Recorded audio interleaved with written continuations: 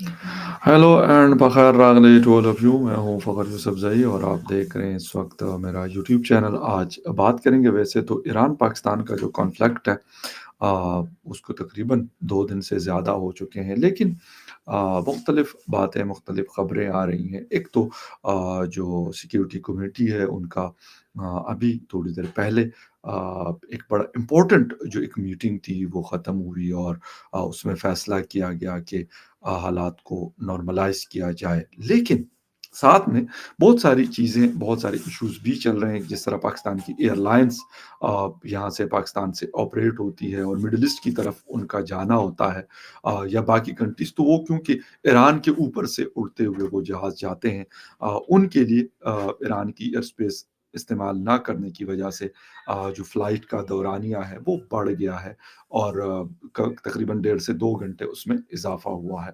तो एक तरफ तो ये चीज़ें चल रही है, लेकिन दूसरी तरफ हमारे आपके सबके जाने पहचाने लाल टोपी वाले ज़ैद हामिद साहब ने एक दफ़ा फिर एक बड़ा, जिसे कहते हैं कि धुआंधार किस्म का बयान दिया है, स्टेटमेंट उनकी तरफ से कि अगर ईरान जो है वो पाकिस्तान के लिए कोई थ्रेट नहीं है, क्योंकि हम उसको डिस्ट्रॉय करके ग़ज़ा बना सकते हैं।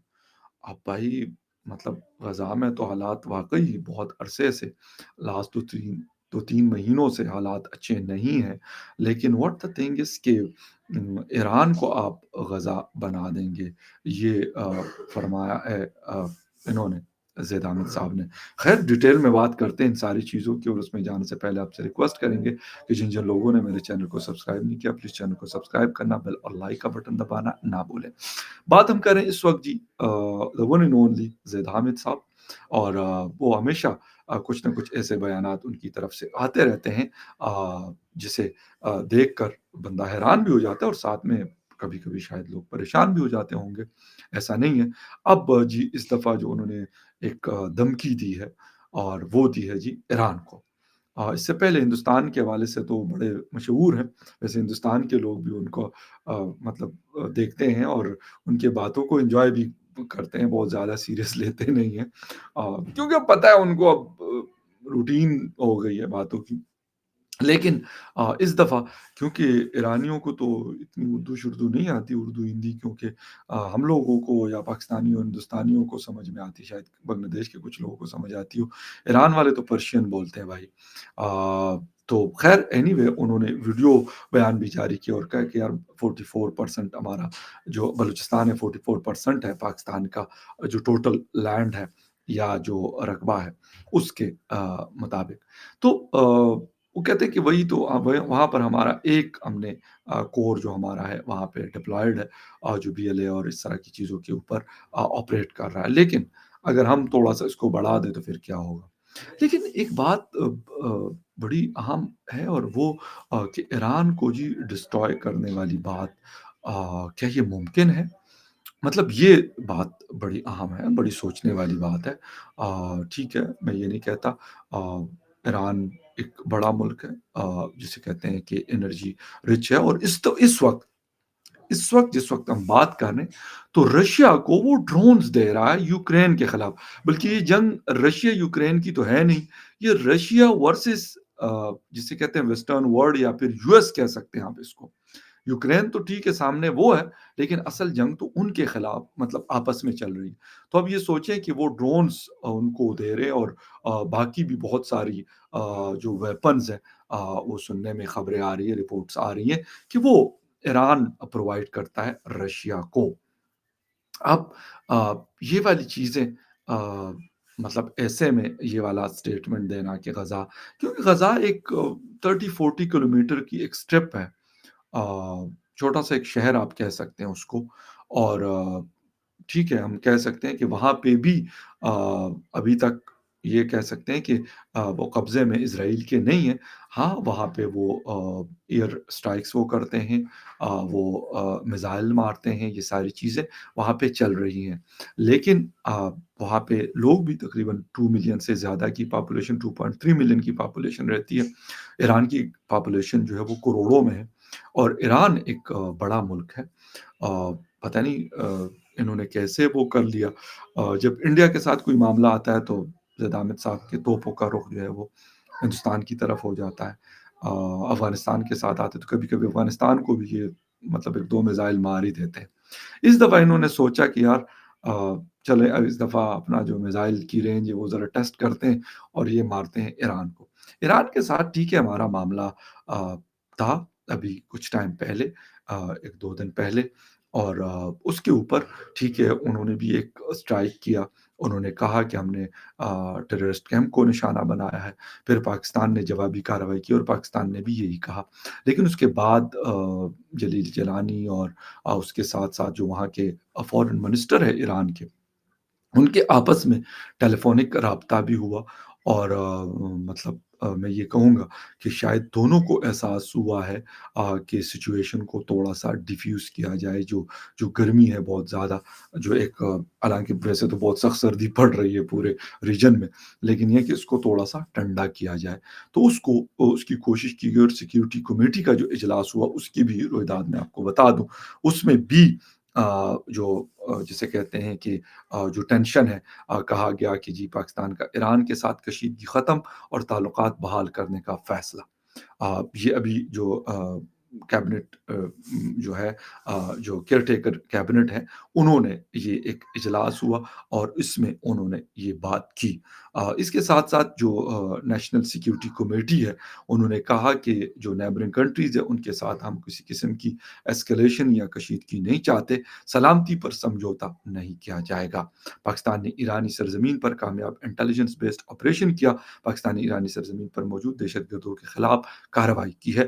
یہ جو جسے کہتے ہیں کہ ایک بات انہوں نے کی ہے۔ اس کے ساتھ-ساتھ پھر مطلب ہر سطح پہ اب بات ہوئی ہے، لیکن زید حامد صاحب، اب پتہ نہیں زید حامد صاحب کی اپنی کوئی فوج ہو، ہمیں کوئی پتہ ویسے نہیں ہے ہمیں، پتہ نہیں کوئی میزائل شزائل بھی ہو، کیونکہ باتیں ایسی کر رہے ہوتے ہیں، بڑی پکی پکی قسم کی باتیں کر رہے ہوتے ہیں۔ ایسا لگتا ہوتا ہے کہ یہ جو پورا ایک جیسے کہ کمانڈ ایک سسٹم ہوتا ہے جو فوج کا، میزائل کا یا پھر باقی ویپنز کا، تو ایسے لگتا ہے کہ اس کا جو سارا کنٹرول ہے وہ زید حامد صاحب کے پاس ہے، اور وہ جہاں پہ چاہیں گے بٹن اس کا رخ موڑ دیں گے، وہ انڈیا کی طرف کر دیں گے، پھر موڑیں گے تو ایران کی طرف ہو جائے گا، پھر موڑیں گے تو وہ افغانستان کی طرف ہو جائے گا، یا اسرائیل کی طرف بھی ہو سکتا ہے، کوئی ایسا ایسا ویسا وہ نہیں ہے، سسٹم نہیں ہے۔ تو ان کی جو کہانیاں، ان کی باتیں ہم سنتے رہتے ہیں۔ ہاں، اب ایک بات ہے کہ ان کو کون یہ بتاتا ہے کہ سر آپ ابھی جو ہے نا، آپ نے یہاں پہ اس رینج میں فائر کرنا ہے، تو پھر وہ کر رہے ہوتے ہیں۔ انڈیا کے حوالے سے اکثر یہ کہتے رہتے ہیں کہ جی وہاں پر ہم غزوہ ہند کریں گے تو یہ کریں گے وہ کریں گے، مطلب اس طرح کی چیزیں ہمیں سننے کو مل رہی ہوتی ہے۔ But what the thing is کہ کیا انڈیا کے حوالے سے جو باتیں زید حامد صاحب نے کی ہے یا کرتے ہیں، کیا اس میں سے کوئی ایک بات بھی یا 1% چیز بھی ممکن ہے، یا مطلب ٹھیک ہے بیانات وہ دے دیتے ہیں اور آ، ہم بھی دیکھ لیتے ہیں ان کے بیانات ہم دیکھ لیتے ہیں، مختلف قسم کی باتیں وہ کرتے ہیں۔ ابھی انہوں نے ایک بات کی، کیونکہ ایودھیا رام مندر کی انوگریشن ہونے والی ہے 2-3 دن کے بعد، اس کے حوالے سے بھی وہ کہتے ہیں کہ ہم چھوڑیں گے نہیں، پتہ نہیں کیا-کیا کریں گے۔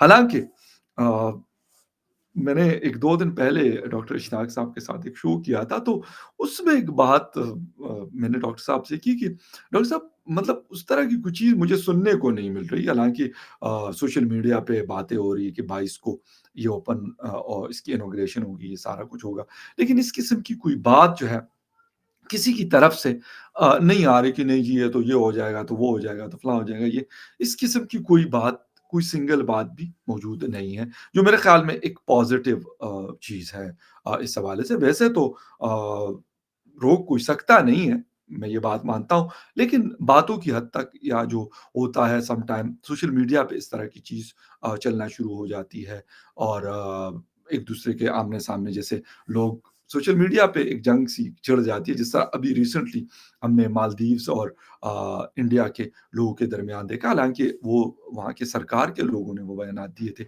लेकिन फिर जब लोगों के पास जैसे ही वो बात पहुँची, तो फिर उन्होंने अपनी तोपों का रुख जो है उनकी तरफ कर दिया और फिर वो बातें भी करते हैं। जिस तरीके से इस वक़्त कनाडा और इंडिया के दरमियान भी काफ़ी टेंशन है। एक जो क्या कहते हैं उसको, खालिस्तान मूवमेंट के एक आदमी की डेथ हुई थी, उनको टारगेट किया गया था, तो उस हवाले से अभी तक वो चीज़ ख़त्म नहीं हुई और उसके ऊपर ये खबरें आ रही हैं कि जो इंडियन स्टूडेंट्स हैं, जो पढ़ने के लिए एक बड़ी तादाद में कनाडा का रुख करते थे, वहाँ पे एडमिशन्स लेते थे यूनिवर्सिटीज़, कॉलेजेस में और पढ़ते थे और लाज़मी-सी बात है, जब आप पढ़ते हैं वहाँ पे तो पैसे तो आपको देने होते हैं, अच्छे खासे पैसे लगते हैं।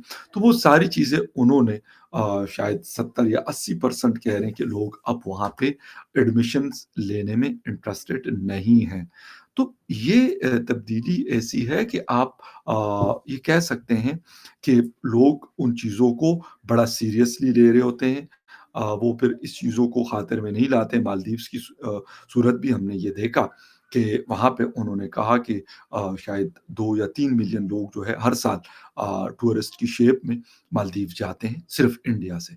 और उन लोगों ने फिर कहा, मेजॉरिटी ने, हो सकता है कुछ गए भी होंगे, लेकिन मेजॉरिटी लोगों ने इस बात को कहा कि हम नहीं जाएँगे, हम किसी और डेस्टिनेशन चले जाएँगे या फिर इंडिया में भी बड़ी अच्छी-अच्छी खूबसूरत जगह हैं, एज़ अ टूरिस्ट स्पॉट्स उनको देखा जा सकता है। तो ये सारी चीज़ें मैंने कहा कि बातें हम सुनते हैं और ज़ैद हामिद साहब की तोपों का रुख कभी किधर होता है, कभी किधर होता है, लेकिन ख़ैर उनकी बातें हम सुनते भी हैं, उनकी बातें हम देखते भी हैं और ग़ज़वाइन की भी कहानियाँ हमें वो बहुत लंबी-लंबी सुनाते हैं। लेकिन अ, ये नहीं बताते कि ये होगा कैसे? क्योंकि उनको पता है कि ये मुमकिन नहीं है। ख़ैर एनीवे, लाल टोपी के हवाले से मशहूर है, वो नाम नाम से बड़े जाने-माने जाते हैं, फ़ेमस हैं। तो ख़ैर anyway, will see you again in the other news update, तब तक के लिए टेक केयर, बाय।